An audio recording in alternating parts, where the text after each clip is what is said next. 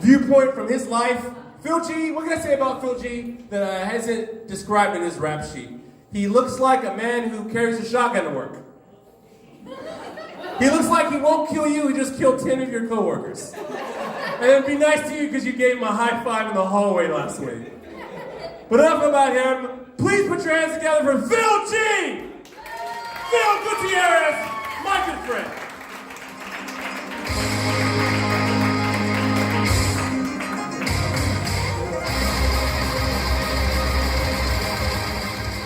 How's it going, Tulare? Ooh, man. I don't know how I'm going to do after that opening, man. Eric, you can really set up a guy for either success or extreme failure.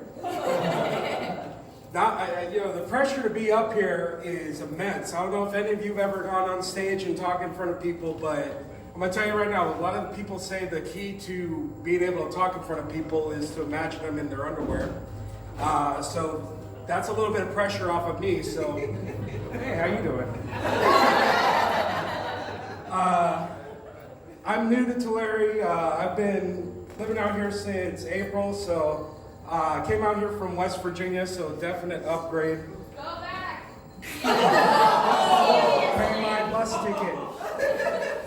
Serious. And you're kind of hot, so come with me.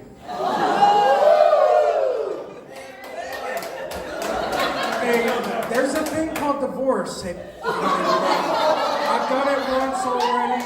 I can do it again. It's not that bad. Actually, my first divorce, it actually went over pretty well. We agreed on everything. She got to keep my daughter. I get to see her every summer, which is nice. No applause for that. All right. I'm not a deadbeat dad, I pay my child support, I do what I gotta do. I don't only do stand-up comedy, actually, and he's not wrong about my rap sheet. My rap sheet usually consists of me catching other people doing stuff wrong. I actually have a day job. I'm one of those undercover security guards, constantly looking out for Cammie in the back there. She says she likes to shop with, so I'm waiting to see you come to my store, Cammie. I know I'm gonna get you one of these days. It's an interesting job because you get to see people in the most glorious fashion sometimes. Yeah, they're at their worst because they're shoplifting, but then there's the people that are just there to shop, and oh my God. If you think that Walmart website isn't real, I'm not here to tell you, it is absolutely real. I watched a guy the other day. Seriously, we nicknamed him Scratch and Sniff, and it's a lot worse than you're thinking, I guarantee it. Hand down the pants. He's like, oh, let me check my asshole. Oh, that was really good, let me taste that. I was like throwing up, it was the worst thing, but that was a real person in my store, and I'm just like, ah. And that's, like, you would think that was back in West Virginia. Guess what? That was here in California. Hey now, I'm from West Virginia as well. You're from West Virginia? What part of West Virginia? Caucasville. Where's that? Caucasville. All right, I used to live near Martinsburg. If you know where that is, that's where the broken finger of the hand, the dangly bit. Yeah. I say it that way because I've noticed every state that you go to, there's always like some sort of gesture. Like, I used to live in Florida, so, it's like the dick of the country. Dipping into Cuba. I think Cuba might be the jizz, I'm not sure. West Virginia, it looks like a crippled hand and like the little dangly bit close to Washington, D.C. That's where I used to live. I was 30 minutes from Virginia, 20 minutes from Maryland. Yeah, I know what you're talking about. See, I'm not lying, guys. I'm not lying. That's the great thing about comedy, too, is like you just speak the truth. You tell about your life, and that's what makes it easy. I was talking to somebody earlier today, and I came up with this realization. You've got like 3 types of people in this world. You got the people that, are honest and they go do what they're going to do. Then you got the weird people that just want to blow up over nothing. I had this guy today, and he wanted to tell me how to do my job, like he knew what I do. And he was all upset over $5. I'm like, dude, I watched the video. You gave your wife the $5. You didn't put it in the damn machine. But he was so upset with me that I just came up with this phrase, that guy's a $5 dumbass.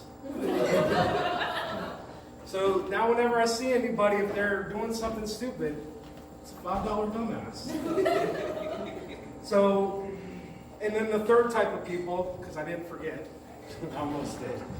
Third type of people are just like the scum of the earth. And the reason why I can say that they are is because they, first of all, usually we call them crunchy, but when you get like homeless people, they have like a crunchy aura about them. And they'll come in and you know they're going to steal food, but half the time they end up going trying to steal clothes and stuff. And I'm like, no, you're not wearing that shit. You're not an infant. You can't fit into a 2T. And then they want to tell me like, oh, this is my first time. Bitch, I caught you 3 times last week. Stop selling that shit on eBay like you even know how to use a computer. Can't sell shit out of the library, man. I'm telling you. One of the other things I like to do is, part of my job is also safety. So I have to, like, whenever someone slips and falls, you have to go back and find the video. And I'm going to tell you right now, some of the glorious things I've ever seen has been a slip, trip, and fall. These people, like, they're not paying attention. You see it coming a mile away. It's like, man, the banana peel is right there. Can I tell you, banana peels, like, that shit in the cartoon, that shit's real. I've seen someone do a backflip. And damn near break their neck. They didn't. But, me being the comedian that I am, I can't help it. I have to laugh. And every time I do it, like, my boss gives me this evil look. I'm like, what? It already happened. It's not like I can do anything to help them. There's a lot of times when you see people do some really crazy stuff. I had this one guy just decide today that he was going to steal a vacuum. And I feel like if these people put like a quarter of their effort that they go into shoplifting and doing something legitimately, he could have just bought the fucking vacuum, right? Now he's going to go to jail, spend like 3 times the amount that he would have paid for a vacuum, and now he's got a record too. So I guess he can't get a job anymore, but that's not my fault that I called him shoplifting. One of the other things that's pretty fun is I do get a lot of interesting stories, and yes, a lot of the things that you hear are true, but I've managed to avoid like tackling people and stuff, not just because it's our policy. I used to do it when we were allowed to actually tackle people, and even then it's like, you don't want to go through all that effort for something that's not even yours. But the fun thing is like when people decide that they want to fight back, it's like, I'm not wearing the trench coat because I'm fashionable. I'm wearing it because I'm a badass. Sorry, that's the truth. I've been kicked out of movie theaters because they think I'm going to blow the shit up. Oh my God. Sorry, Brian, I know you're just now hearing this for the first time, but I promise I won't blow this place up. I've always heard people say, like, when you find the weird guy at work, make sure you treat him the nicest, because he's the one that's probably going to go blow shit up. Not saying that I'm that guy, but I've got a lot of candy bars, so they must think that I am. That's why this is a Snickers belly. Some of the things I like to do, I do like to play video games. I do it a lot. It used to be different though. Like, I remember back in the day, you actually had to figure out a lot of the things, like when you're playing like Legend of Zelda or something like that. Like, you didn't get any instructions. They're like, here's the game, figure that shit out. Nowadays, you can go like 5 minutes after the game releases. There's already a YouTube video on how to beat it, all the secrets. Or if you've got money, you can pay somebody else to beat the game for you. Like, fucking asshole, do something. It's not that hard. Get a talent, Like, I don't get it. That's why I like coming here, because we got that old SNES over there, NES, and I'll get on there and play some Mario. it just takes me back. It's like, man, this is back when games were hard. And you actually had to do something. You actually got that feeling of gratification. I don't want my work to actually fuel that, but speaking of which, I'm like level 900 and something on Candy Crush now. And I did pay my way to get there. 1,500. Oh my God. We got any other scores in here? No? 847. We're the only two. Woo. Oh, 847. 27. No, 847. 847. All right. Well, you know, we're all the pros then, so everyone else, if you got some Candy Crush advice, there's that guy over there, and I'm over here. We can go talk at the bar later.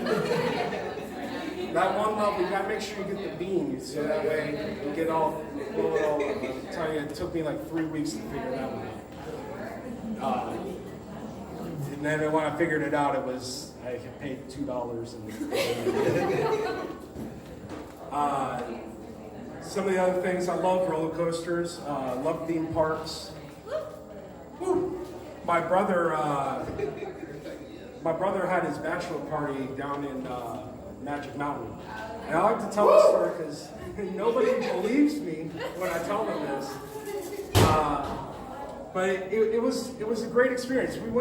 They have this one ride, I think it's called the Revolution. Yes, thank you. Thank you for confirming that. I don't remember. I was so high that day. I didn't get on the coaster. I was watching from the ground, and from my perspective, I saw my brother, and he was with the best man. They go through the loop. I see something sparkle when they're at the top of the loop. And then when he gets to the bottom of the loop, it disappears. I'm like, what the fuck was that? My brother gets off the ride. I swear to God, this is all 100% true. Apparently what had happened is my brother got in the seat, best man sitting next to him. Best man gets this idea that it's going to be safer for his cell phone to be in his back pocket because he figured he's going to be sitting on the ride. It's not going to go anywhere. So when he gets to the top of the loop, apparently gravity does its thing. And he's not quite sitting down on the seat. So the cell phone slips out his back pocket. And by the time he got down to the bottom, my brother sees the cell phone out of the corner of his eye. He's like, ooh, what's that?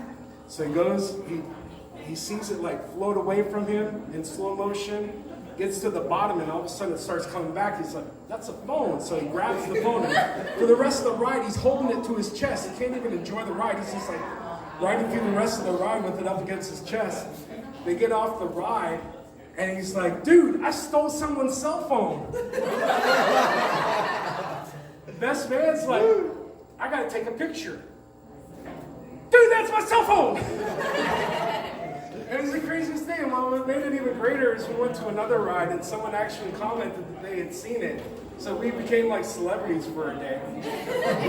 But that, I believe, is all my time. So I want to thank you guys for coming out tonight. If you ever get the chance, you can look me up on all the social media. I'm the real Phil G. If you can't spell that, go back to school and learn. Figure it out. Have a wonderful night.